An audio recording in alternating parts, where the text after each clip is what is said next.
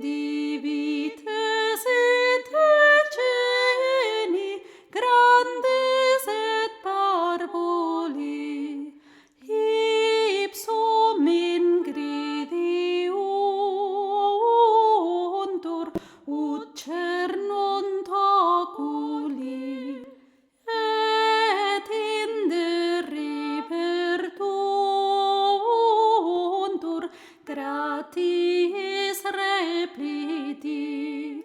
Stella splendens in monte, ut solis radium, miraculis serrato, exaudi populum.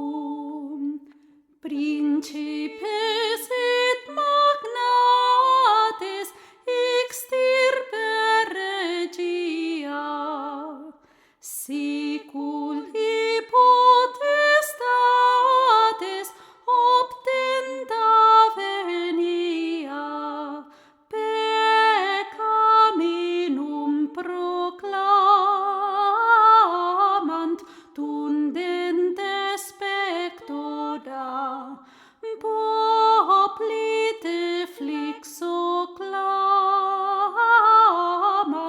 hic Ave Maria.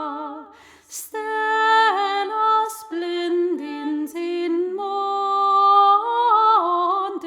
ut solis radium, miraculis serrato, exaudi populum.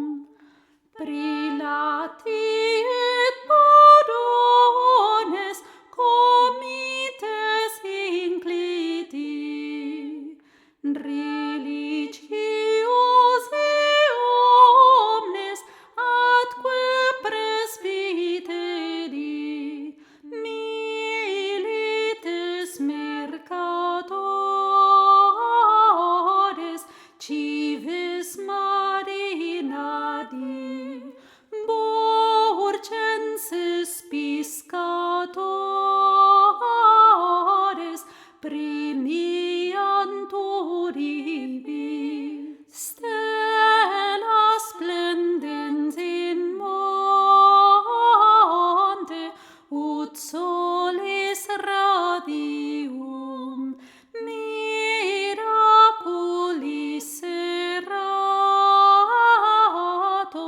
exaudi populum. Rustice aratores nec non notari, ad